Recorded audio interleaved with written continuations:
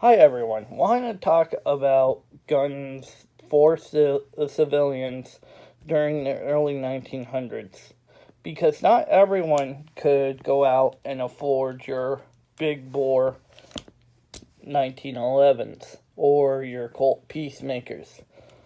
Sometimes you had to buy cheap. Now, not the cheapest gun, and most certainly not this particular handgun, but you had the Smith and Wessons. Smith and Wessons made decent handguns, and this is a copy of a Smith and Wesson. This is a Spanish-made gun. These did come over into the United States, not as much as you would find Smith and Wessons in the same caliber. This is 32 Smith and Wesson long. You still can find the caliber. It's actually a really nice shooting gun.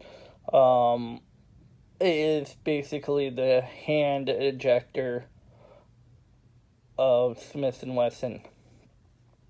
So this was actually quite a popular little framed gun. The IFrame, I believe, is what this one's known as. It's, I think, the smallest Smith and Wesson made.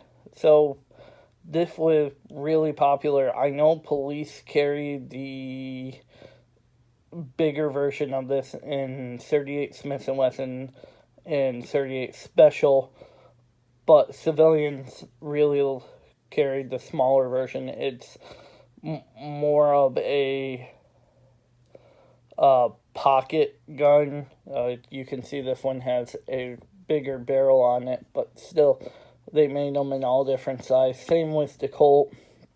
You had all sorts of variations of this. I know that I think it was either Bonnie or Clyde from Bonnie and Clyde, of course, had a Smith & Wesson hand ejector in a smaller caliber. That being said, while these were popular, a new firearm came out in 1907, and that was the Savage 1907. This happens to be the model 1917, but it's the same gun minus a few small changes.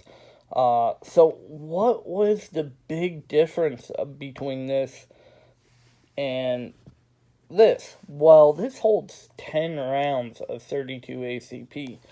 That's even more than the 7 rounds you have in a 1911. This is a lot of rounds, and their ad was 10 rounds quick. And it is a nice feeling little handgun. It points perfectly. That was another one of their ads. Points just as easy as you would be pointing a finger. And you can see how that gun just points. And this isn't a hammer-fired gun. Everyone thinks this is a hammer-fired because of the hammer. It's not. And this gun is empty. I have safety checked it. I don't even have ammo for it right now, and it actually doesn't have an extractor, so doing this isn't going to cause the gun to go off. There is no hammer. That is a striker. So this is actually probably the first striker semi-automatic to be sold to the civilians in a great number. It's also one of the first double stacks that the world has ever seen, yet no one acknowledges this handgun. This handgun has a lot of things we would see in the future. How this disassembles is out of a science fiction movie. This gun, it looks like it can't disassemble. There is no slide release. There's no way to take off the trigger frame or trigger guard like on the Walther PPK or my Makarov. So it's really an interesting gun, and someday I'll show you when I get the extractor, and I'll show you how this disassembles because it's quite neat. As you can see, the grips are only held in with one screw. The funny thing is, the Savage 1907 doesn't have a screw. They're actually they snap on, which is really neat too. And yeah, it's just a nice little pistol that feels really good in the hand. And the fact of the matter is, this in 45 almost beat this out. And the only reason this won was because it did improvement over the 5-year trial. Savage couldn't afford to do more improving than this.